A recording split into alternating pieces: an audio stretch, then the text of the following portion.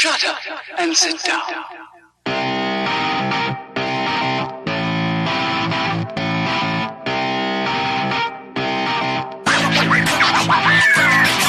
This, my friends, is another beautiful episode of Third Shift. It's episode 195, and I want to welcome all of you to this wonderful party. As always, today it is a glorious day because you've got the inglorious bastard himself, Mr. Matt here, joining us, ready to rock and roll, talk about the wonderful news we've heard about today, and, of course, the other guy, well, he's the one speaking right now. It's me, the light bearer, the bright light bringer, Mr. Eric, here to have a great day and have a whole bunch of fun talking about some of the new stuff we discovered today in the Gearbox world. But before we do any of that, we got to talk about our week. So I'm going to start it off and go pew, pew, pew. How was your week, Mr. Matt? Well, I got to say before we get into how the week was, because the week seems like it was like 2 weeks long, because it feels like it's been forever since we did the show. And that's because I had 4 days off of just nonstop gaming and gloriousness. And it was the best thing there ever could be. So I played, of course, Animal Crossing. Been playing that, not nonstop, but at least once a day ever since it came out. My island's getting even more repackaged and redesigned. I'm starting to spread people out and like make themed areas and all that good stuff. And then the Animal Crossing New Horizons Love transferred into Tetris 99, which had a limited time event where if you played it over that weekend that, you know, I had the 4-day weekend of, and earned enough points by playing random stuff, you could get an Animal Crossing theme, which was a lot of fun, but it's also very strange because Tetris 99 is a stressful game. I mean, because you're always under attack from other players, and, you know, when you get down to the being in the top 10, the blocks are coming at you fast and crazy, but the music that plays in that theme, it's just, you know, it's chill, it's Animal Crossing, do, and all the sound effects are like, ba-doom, be-dee. Cheerful, mellow Animal Crossing music. So I'm like, this is totally not right, but at the same time, it puts me in that like Animal Crossing chill out, just kind of flow state. So, you know, I got a couple top fives. I still haven't gotten a complete victory, but I'm getting up there. And so I got that first day, just, you know, I played like 20 matches or 10 matches or whatever it was. Got the theme, played a few more. And then it got to the point where it was like, all right, too much Tetris 99. Put it away. So I started... Since I had those 4 days off, I was like, you know what? I need to start beating some games. First game of beat, The Messenger. Finally went through, got that finished up. What an amazing game. What an outstanding game. Like, and what I loved is the further along I got, you know, I'm a super like, you know, hard game beating kind of guy. But the further along you get, the more used to all the stuff you can do you get.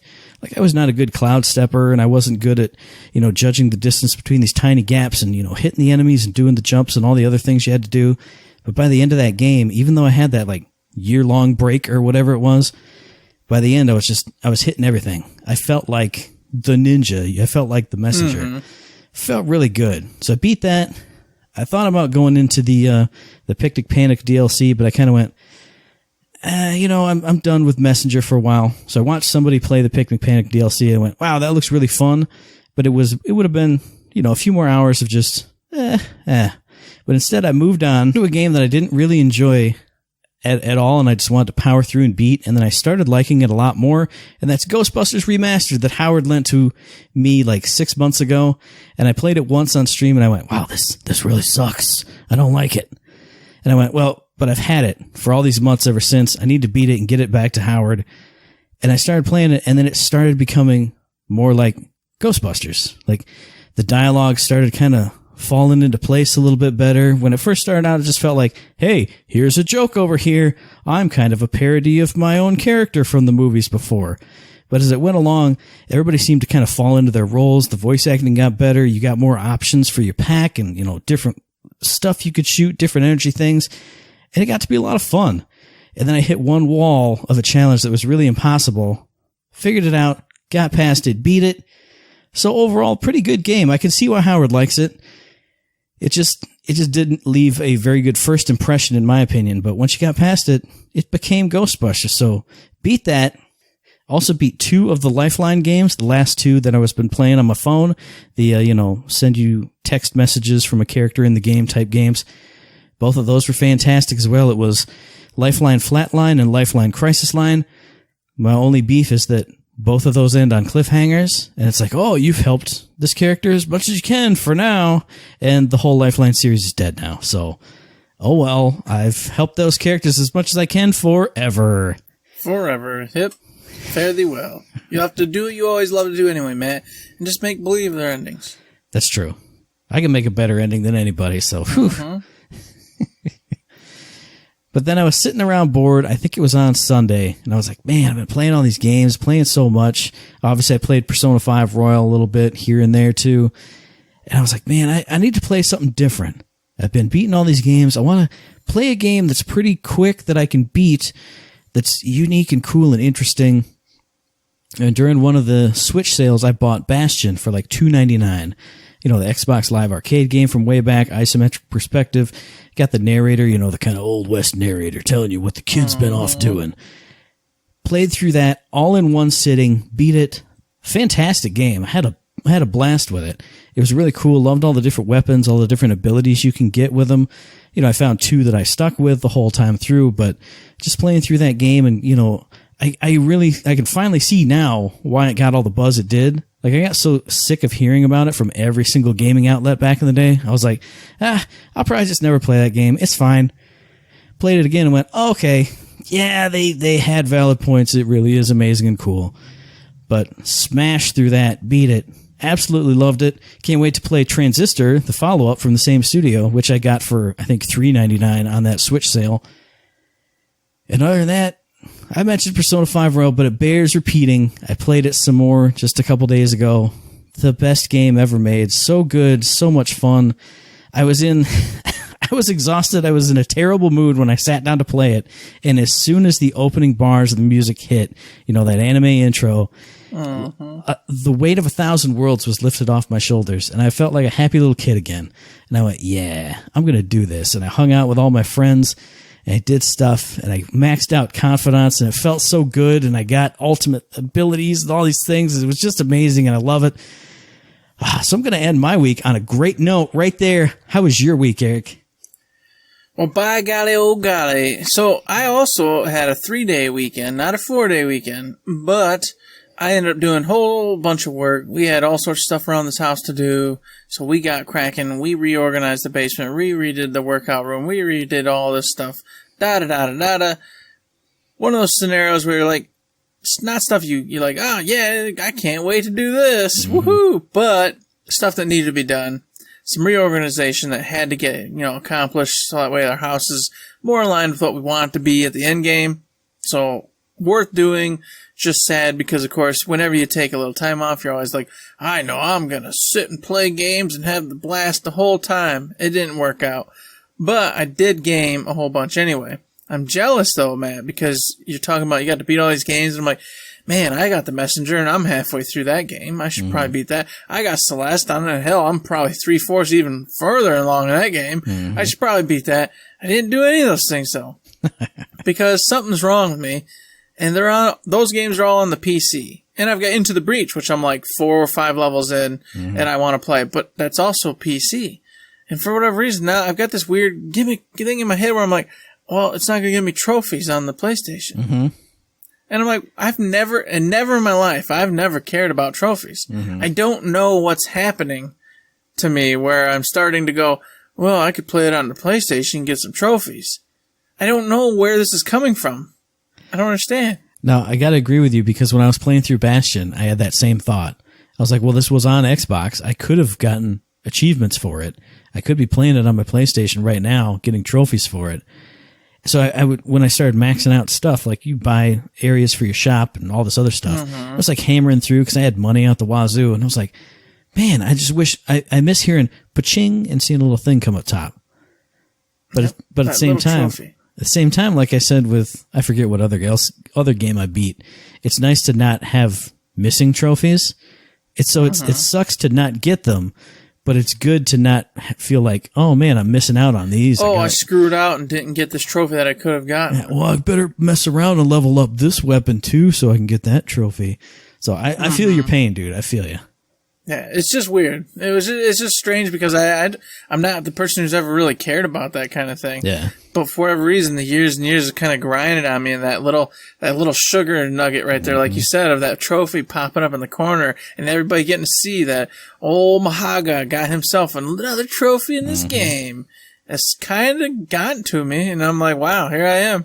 Starting to be some kind of weirdo who wants to play all of his games to where he's recognized by his friends and peers that he did a thing. And I'm like, what's the matter? Nobody cares anyway. So I'm battling it. I'm battling it all, trying to get back into that groove where I don't care again, because I got these great games on the PC that I want to play. Here, I got it, Eric. Well, I got it.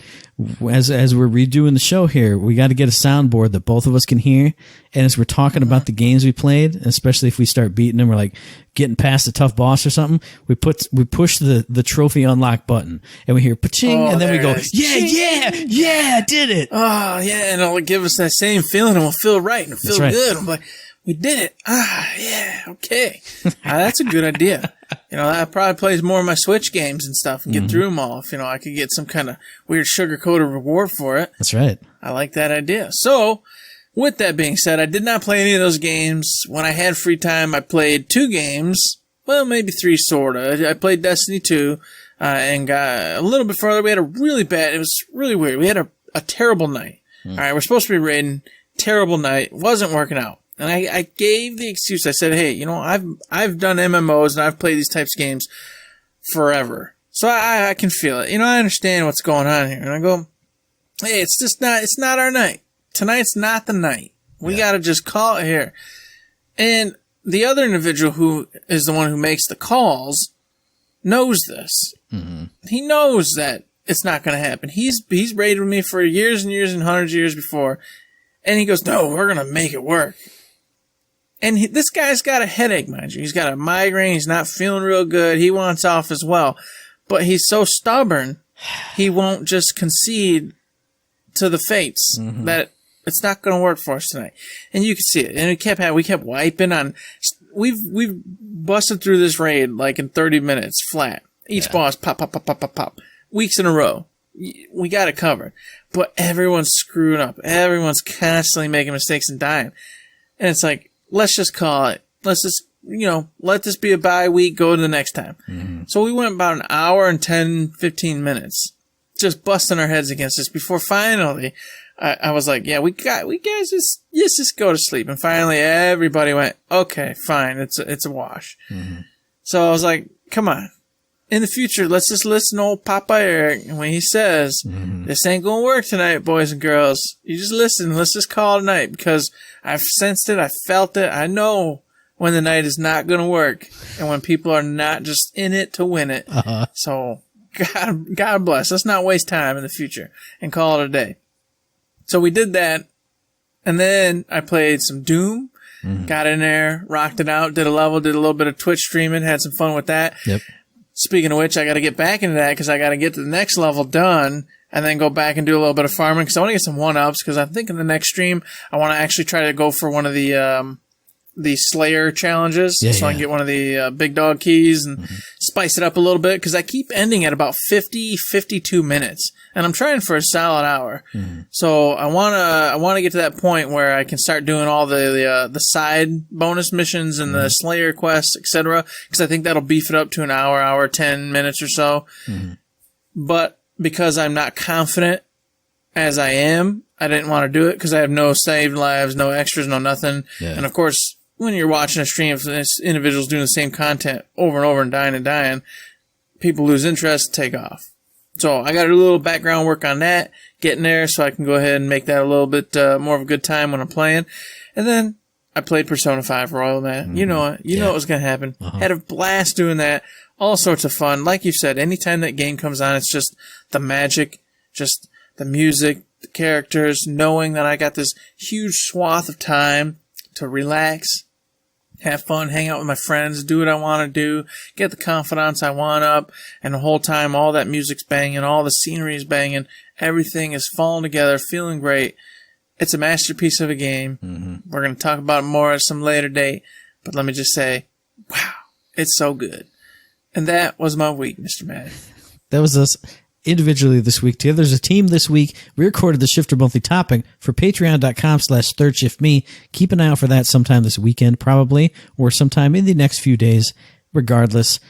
And then next week, we don't have anything to do because IG2G has become part of this show, at least a little bit, when there's not a lot of Gearbox stuff. You know, look, I explained it. You understand it. You'll see it probably next week because we won't have something big like the Borderlands show. But what we will have, I can guarantee it, are shift codes for golden keys in something, because this week we had them in Borderlands 2 and Borderlands 3 thanks to the Borderlands show. So hit up the Twitter, the Reddit, the forums, the Instagram, hit up your preferred shift code provider, and get yourself some free loot in 2 fantastic games. Indeed, you're going to want to get that loot. You're going to want to get that loot because you want to get your mayhem levels up higher and higher. So you want to get that loot according to said mayhem level and go grind some more of the cartel event because it's going away pretty soon. So you better get your butts in there, get that gear, and get to playing. And speaking of getting to playing, well, you couldn't get to playing for a little bit because the shift servers were down. They had some shift downtime. What do you think that could be? Oh, wait, I got the answer for you. It's that Borderlands Ultimate Collection that's coming out on the Switch next Friday, the 29th. You're going to get it in your hot little hands. You're going to get shift codes for golden keys in all those games. All the things I was talking about, and you're like, I'm not putting Borderlands 2 back in. Well, when you get your Switch and it's all connected up through the shift stuff and your Switch and your Twitch and your itch well, I can't say the other thing that rhymes with that. It's a PG show, ladies and gentlemen. You're going to be putting the shift codes in that. So enjoy this. I mean, don't complain about the shift downtime because it's going to pay off for you on your Switch later. Look, you get what I'm saying. You get it. Oh, I know what you're saying. And I'm also just saying, we talked about this before. I'm like, God bless it. Borderlands 2 on the Switch next week. We've said this before. We've talked about it before. I want this. I want to play this, but I cannot justify getting Borderlands 2 again. I've already purchased this game 3 times. I can't do it again. Well, just think, because it comes with 2 other games as a bonus. So when you get it, you get all the games. And apparently, I wasn't sure about it, but from the footage they were showing, apparently it comes with all the DLCs and everything. So you can play Gage all over again. You can play Krieg. You can play Doppelganger and pre-sequel. Like Athenas, you know what I'm saying? They even mentioned that on the Borderlands show. Mitsu was excited about it. He wanted to throw them shields. Like I've told you, I want to play pre-sequel again, but I've already bought it twice. I'm not going to buy a pre-sequel for a 3rd time. But maybe I will end up caving and having to do it when it's on sale. I buy stuff on them Switch sales, dude. That's true. Give me a good sale. When Switch sales come along, who knows? It might happen. It might not. Either way, I'm stoked. I'm glad it's there. We begged for it and talked about it for years when the Switch was first coming out. Here it is, years later, finally coming, which bodes well for Borderlands 3 someday coming to the Switch too. Maybe so. In which case, that'll be hilarious, and I'll probably have to buy it again on another console. So buy it here, buy it on the Switch, buy it on PS5. Get it on PC for free from Epic. Yeah, when they have the PS5's Handsome Jack Collection Edition, which is, oh my gosh, man. Stop crying, Eric. I got better news for you. Thank you. If you all remember, Borderlands 3 was up for 3 People's Voice Awards in the Webby Awards for Best Game Design, Best Art Direction, and Best User Experience. Guess what? They won all 3. All 3 of those things Borderlands 3 is great at. Game design, art direction, user experience. That's all fantastic. It deserved to win. We said it before when I announced that they were up for nominations for it. They won it. Congratulations, Borderlands 3. Everybody at Gearbox. You guys did it. You made a great game and you're getting recognized for it. It's a good thing. Indeed you are. You should be recognized because it is a fantastic game. It is a beautifully wonderful game, in which case we have spent 1 billion hours playing and enjoying, and we hope to continue to do so, especially with all the upcoming events, etc., etc. Oh, I cannot wait. But before we get to those upcoming events, we got hot fixes in current events. Oh man, current events like breaking news. Oh, rip from the headlines. So we can't even go into all the things that these hot fixes fixed. But I mean, I know there's at least one that stood out for you, Eric, and there's one that stood out for me. It might not be the same one, but we're going to have to each have one that we're going to talk about. Well, the only one to me that mattered, Matt, and I'm sure to you, but you're going to explain the other one regardless, was, of course, the Change Rare Spawns in the Guns, Love, and Tentacles campaign add-on to Always Spawn. Fantastic, beautiful, wonderful. I want to be able to farm And I don't want to have to come back to that area 50,000 times hoping that rare spawn's going to be there. So this fixed it. There you go. You want a specific item or a thing from this particular enemy? Go there. It's going to be there. You get to kill him, her, whatever, and come back and do it over and over and over and over and over until that perfectly rolled gun or shield mod or whatever is in your hands. And man, you can do that in another piece of content, because the thing that affects me the most, the absolute most, is Wotan was not dropping his guns. He was not dropping his take down the Maliwan Black Site weapons in Mayhem 4. So they addressed that issue. So now if you're rolling through and you're farming, you want to get that perfectly rolled anointed Wotan drop in specifically Mayhem 4, because they didn't mention any other levels of Mayhem. They just like 4, no, screw you, you're done. Now that's fixed. Go ahead and get yourself some Mayhem 4 Wotan guns. Mayhem? I don't know. There may be a hen. There might be a chicken running around. In Mayhem 4, get yourself some Wotan guns. It's a great time. See, we didn't have to worry about that. We wasn't in no Mayhem 4, so we was getting them guns. We was getting all the good loot. Only Mayhem 4. We barely made it through on the default setting. Ain't gonna do that. That was way back in the day. You know, I think we got to come back at it. I keep saying it on the episode. We got to get back in there and go screw around with the new tailored to our characters, tailored to it. You know, and especially now that I actually have good guns, like I actually have like not just 2 Atlas guns that I run with. I have 1 Atlas gun and then a couple other guns. Yeah, it should be fun to actually do this time. I agree. Plus, we got to get my character level back up, if you remember correctly. Yeah, I know. It's not going to happen this weekend, though.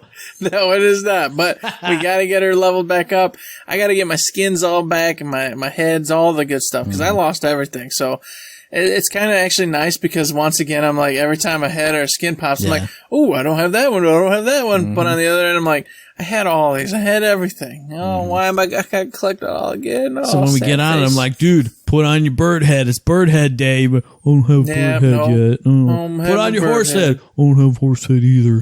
Horse head. Yeah, it does sting. But, you know, whatever. Life is what it is. I can't fix it. So I got to go in there and just recreate everything I have, which I've had to do for everything. So to hell with it. There's no segue. You started off with like life stinks, and I was going to say what doesn't stink is the Borderlands show, because it was back this week. Well, hang on. It was back today. But it was. Hang on. Hang on. I got to watch this. Watch this. No. You know what? I know I got to. You know what? It stinks. It stinks, Matt, but it don't stink like a horse's stank. You know what I mean? And what a horse's stank is like the dude. This is why Danny is leaving the show, because of stupid shit like this, Eric. Oh, it was too good. Sorry. I had to try. That was an ultimate fail, but thank you for Danny for leaving that in, because that was quality content for our listeners to laugh at how dumb we are. The other big piece of news this week was the Borderlands show that dropped today as we're recording this at twitch.tv/Borderlands, youtube.com/Borderlands game. It was Greg Miller, it was Fran Mirabella III, it was Mitsu, and they had a special guest later in the episode. But they started off by talking about all the things we've been talking about already. So the first half hour of the episode was a waste of time. Just listen to Third Shift instead of the Borderlands show. We said we weren't going to rip on it, but I got to get it out there. I got to say, come on. Oh, it's the truth, though. That part's the truth. If you want your day-to-day, your week-to-week, you got to listen to our show, all right?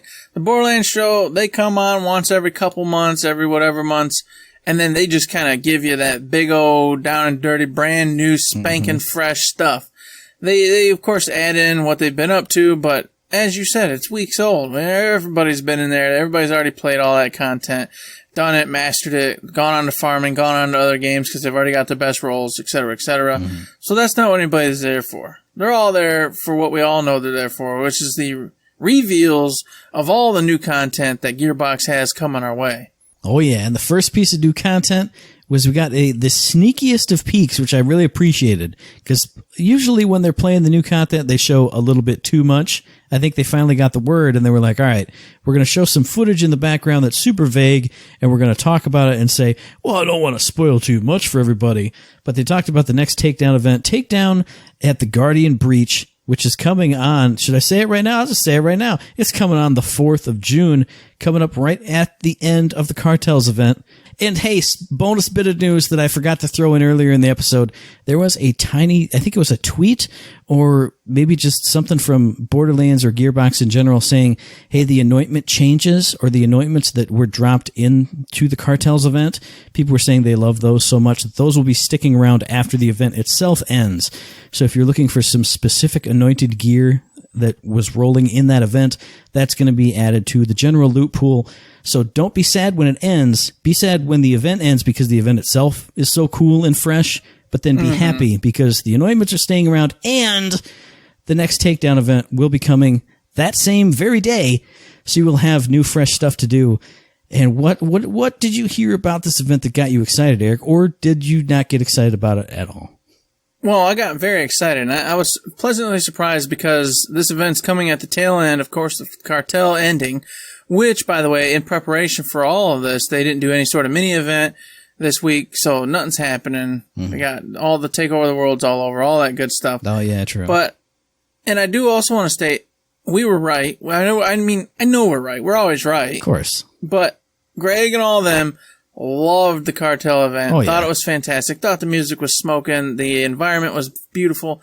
So it just kind of makes you feel good because, everybody else also thought it was a fantastic, wonderful piece of content. And all of them thought it should stay and stick around forever instead of just being an event that was just, hey, here and gone till next year, which I also agree with. I'm not saying it has to be just permanent there all the time, but I would love it to be that particular one anyway, at least more than just one time a year, because it doesn't have any particular theme. Yeah. So I feel like that one could come about, here and there, just throughout the year whenever things are slower or something.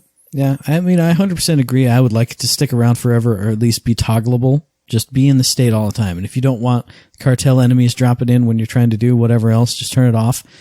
But I think the only thing that would keep them from doing that is, I mean, you and I saw it every time we played.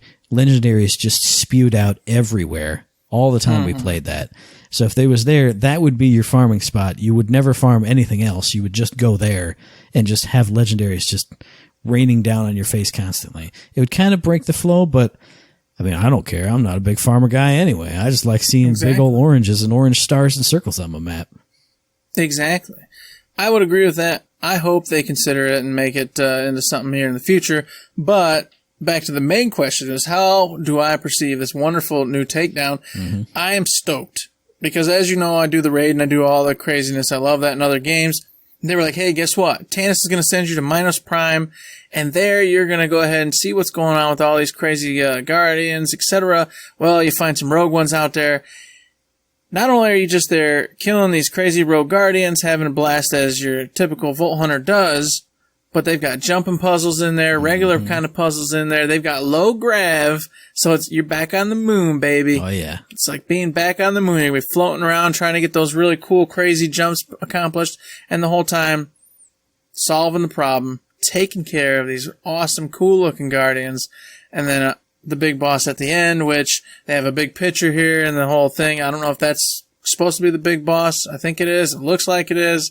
I can't wait to take it down and see what kind of abilities it has and how we're supposed to run around the map and use whatever it is. It sounds interesting, sounds cool.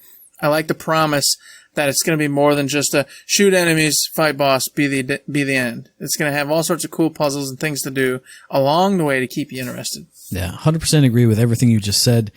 I mean, I've talked about the Maliwan Black Site thing. The only thing I don't like about it is the big boss is just a big shielded thing that shoots the crap out of you, and you got to shoot the crap out of it. And you can run and do like the little tower jump up and downs, but when it focuses on you, either you're dead or you're fast enough to get away, and that's pretty much it. So I'm excited. I was definitely excited to hear about platforming puzzles, actual puzzles like moving this and putting these two things together to get this to open up. And then hopefully, like you said, that even carries over into the boss itself. Maybe it is like a Wotan thing of just big giant shields and big dumb shoots, but if you do the jumping puzzle over here, you drop his shields for a while, something like that. It'd be really interesting. It'd be really cool. I can't wait to get my hands on it. I can't wait to see more, but I don't want to see so much more that I see that boss you're talking about, because I didn't see that part, so I'm not going to look at that part because I don't want to spoil nothing for myself. Yep. Mm-hmm. I don't know why they put it in there, because honestly, I would have liked to keep it a surprise myself. So, whatever. Hopefully, it's just one of the side ones, not the main boss. Yeah. But time will tell on June 4th once we're in there, of course. Hopefully, they didn't spoil it for me. Otherwise, I'm coming after you, Gearbox.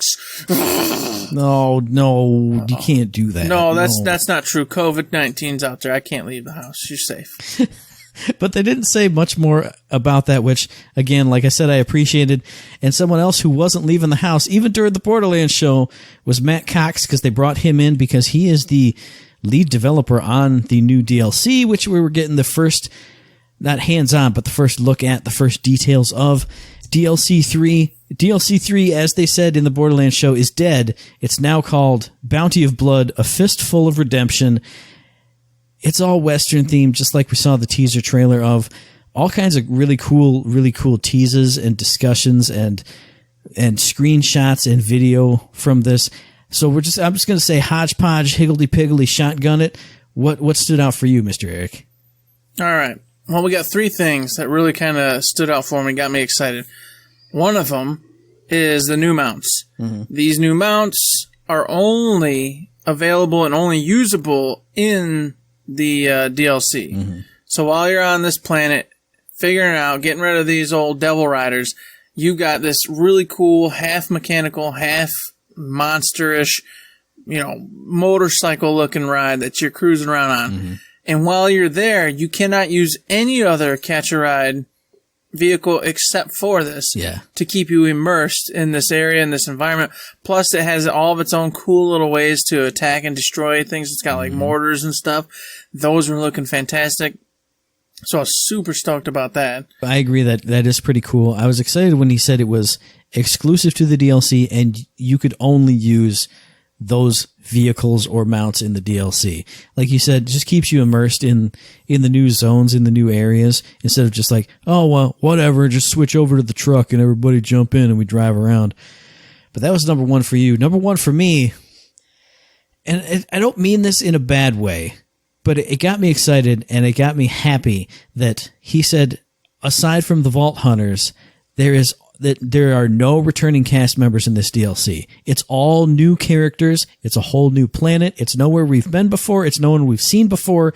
It's its own self-contained story on this planet that doesn't stretch into, oh man, Claptrap came down here, and oh man, here comes Hammerlock, and all Lilith's here too.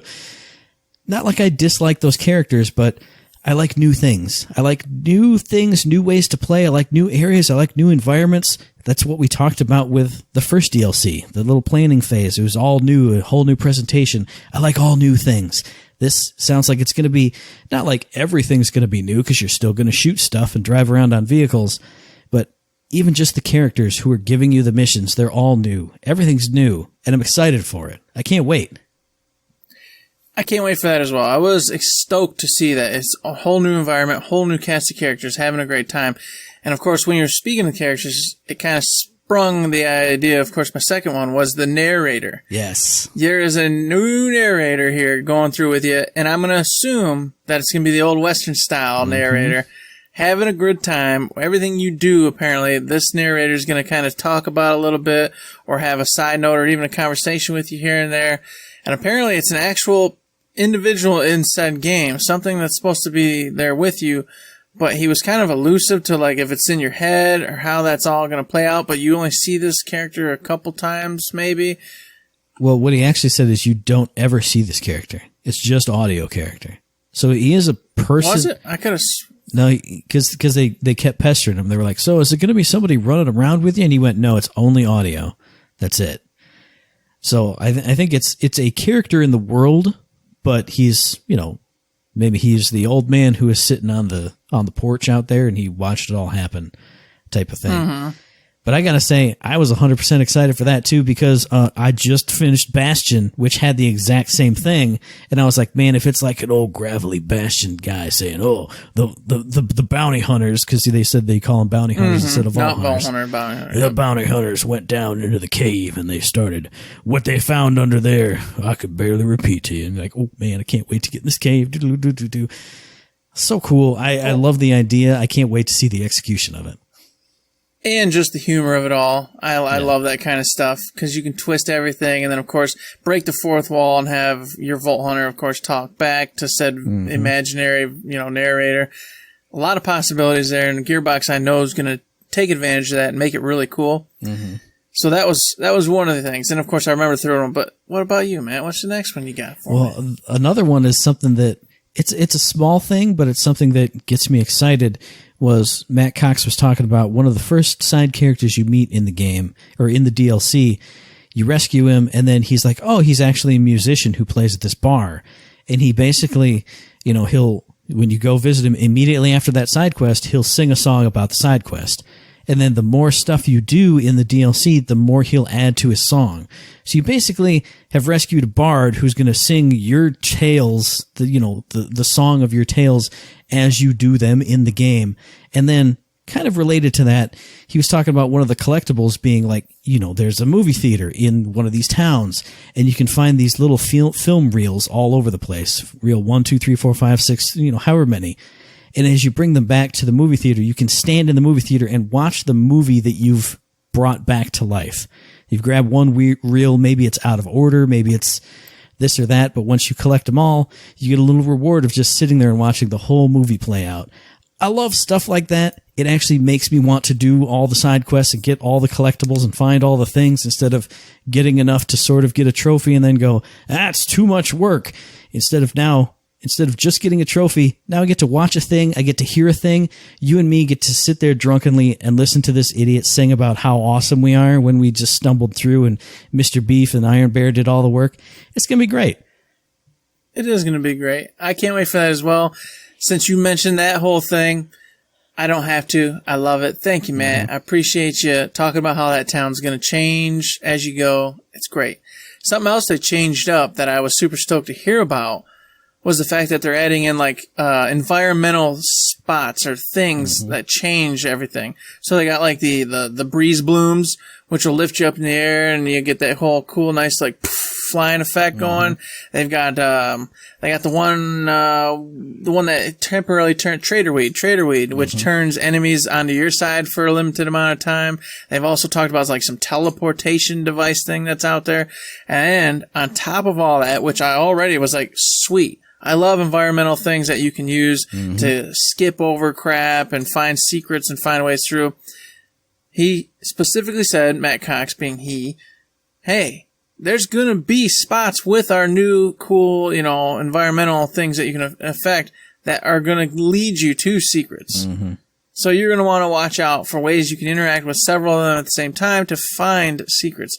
I love it. I love it when I can look around, which I do anyway. Even if no one tells me there's secrets, I just naturally always look around and now have the opportunity to maybe actually have a secret to find in the environment that I'm looking around in.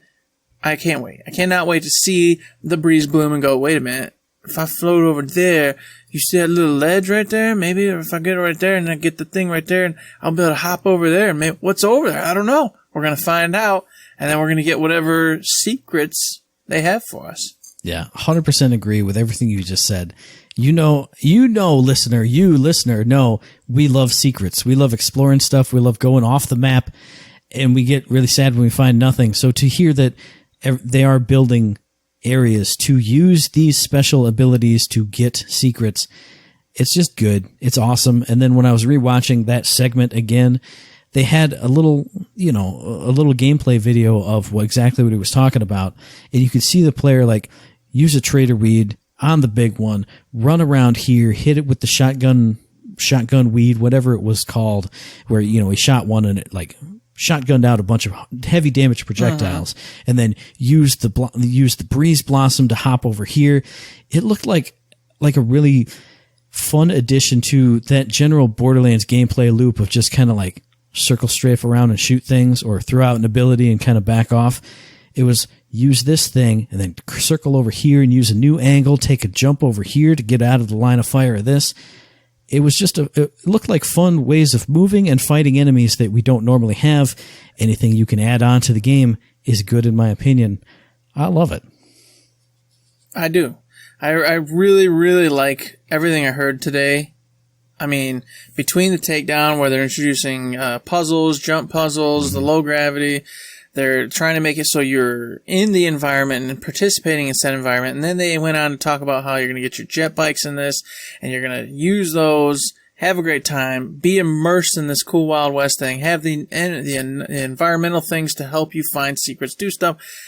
I feel like they're doing what we talked about, which is just utilize the areas they have and the spaces and the things that you should be able to do into more of a story, more of a you being in there doing it instead of just on a rail, kill all the psychos and then, hey, look, ha ha ha ha, a big joke or a big set piece, and then it's over. Yeah. Now, I'm really on board right now with where Gearbox is going with all their content and how they're just venturing out and trying all sorts of new stuff. It's got me stoked. I can't wait. Yeah. And one last thing for me that's got me stoked is just the whole visual design of the town they've been showing. Because they said not only are they taking like traditional Wild West experiences, but they're also merging in like, because a lot of those samurai themes have the same type of Wild West theme. Old samurai movies like The Magnificent Seven. They're all the same type of thing. You can translate it and share these stories. And so that whole town they were showing that, I don't know if that's the intro town or just the only town in the game or whatever, it had a definite Asian theme to it. One of the characters they showed off, Rose, had a definite like Asian theme to her dress and her tattoos and the way she looked. So it just got me excited for that like samurai western. I love mashups like that, and to see it here and executed so well and looking so good and fresh and cool and new, that got me super excited too. So everything we've said, everything they said on the show, and then everything I saw with my eyeballs got me so excited for this DLC.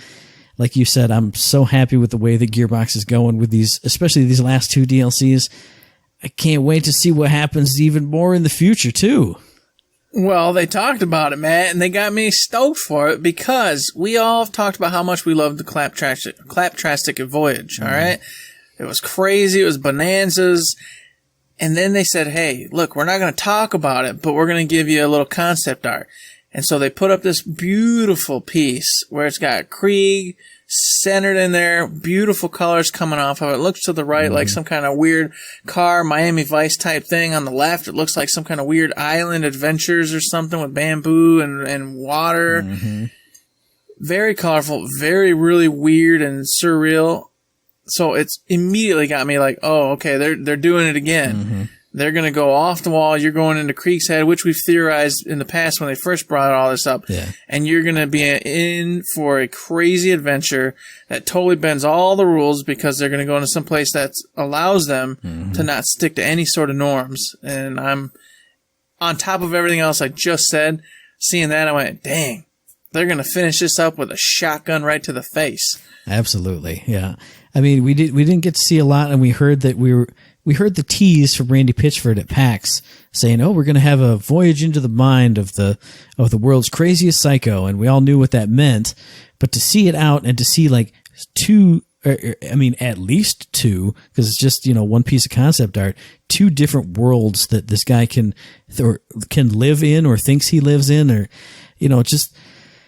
it just puts so many cool ideas in my head of, even if it is just two worlds, just if they're constantly shifting back and forth, who knows what's going to happen in this crazy DLC.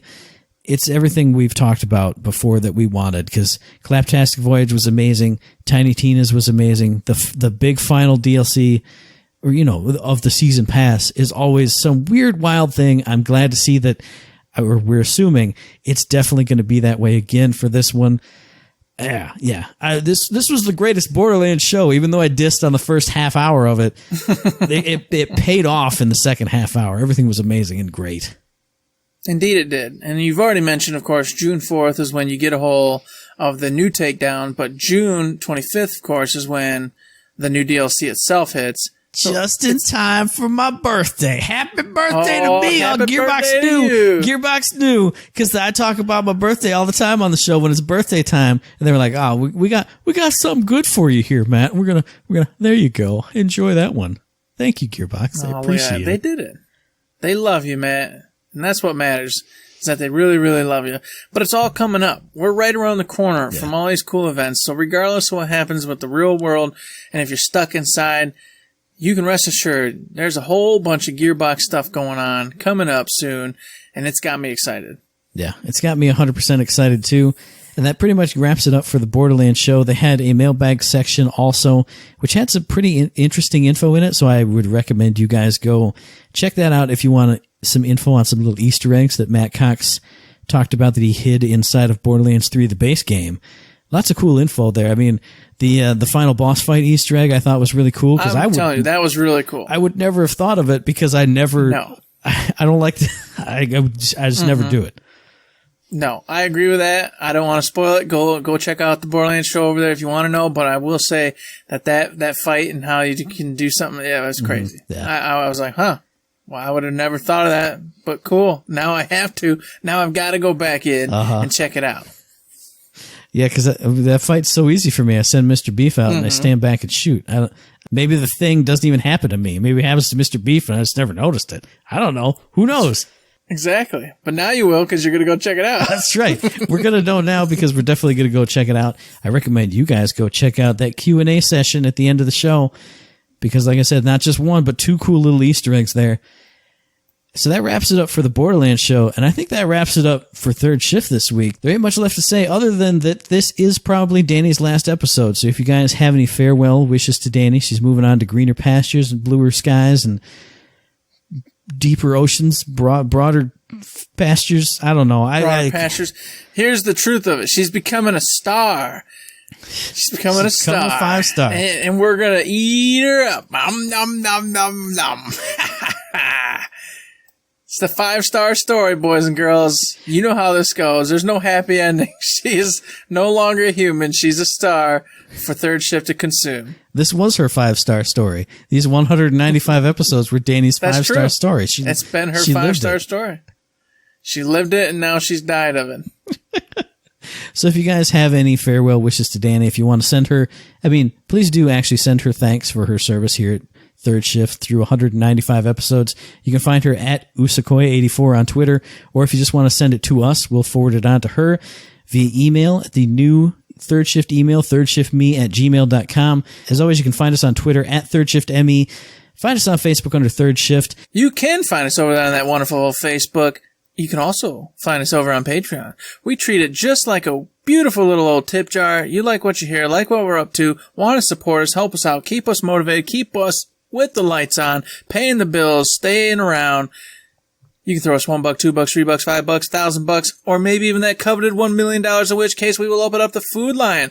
Oh my gosh. Is that still a thing? Because one of the tripods is gone. One part of the tripod's gone. So now we got a lot of things we got to think about. We got to find a new mascot. Yeah. Dude, I just had to dump all those koi fish back in the river that I was holding on to, you know? Well, did the dam break, though? What's going on with that? I dropped what happened to those koi fish? I did have them in this giant tank. I had to dump it somewhere, dude. I clearly put them in the Grand River here in Lansing. I didn't drive away to dump an invasive species in a foreign body of water. No, that's illegal. I would never do that.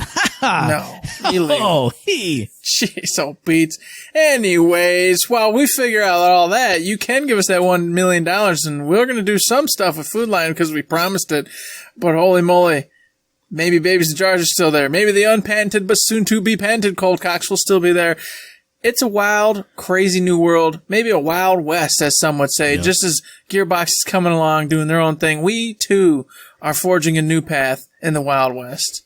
But this path will continue on the train tracks. We're laying down the railroad across. We're gonna cross the country with the transcontinental railroad and connect the Wild West to the back home east. Because this train's going to keep on rolling. Third Shift will be back in your ear holes on the 29th of May for our very next episode. And you can find that episode on iTunes, on Stitcher, on Podbean, on Spotify, and on YouTube. And as I always say, if you like what we're doing and you'd like to help us out, please give us a like, a rating, a review, a comment, a subscription, any kind of good thing on any one of those good services. Because it does help us out. And we really do appreciate it. Even Danny appreciates it. Even though she's becoming a 5-star. Twinkle, twinkle, twinkle, twinkle. Star noises. Oh, here she goes. The beautiful thing here, boys. Just like and that girls, Kirby star. Just whoosh, whoosh. Here she comes. With the little sparkles. Mm-hmm.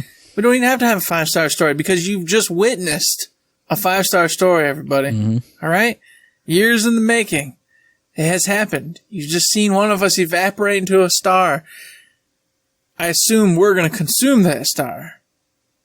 But, who knows? Who really knows? But I think we're going to.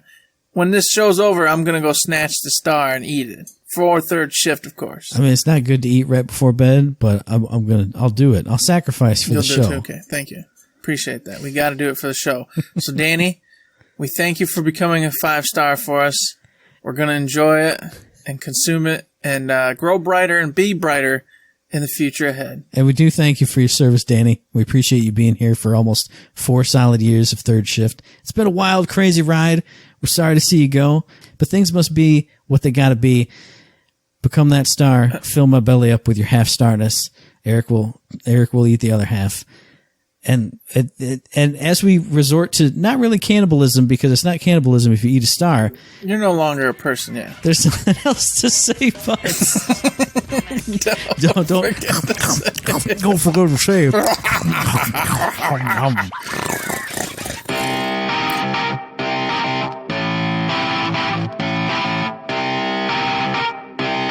Shut up and sit down. Delicious.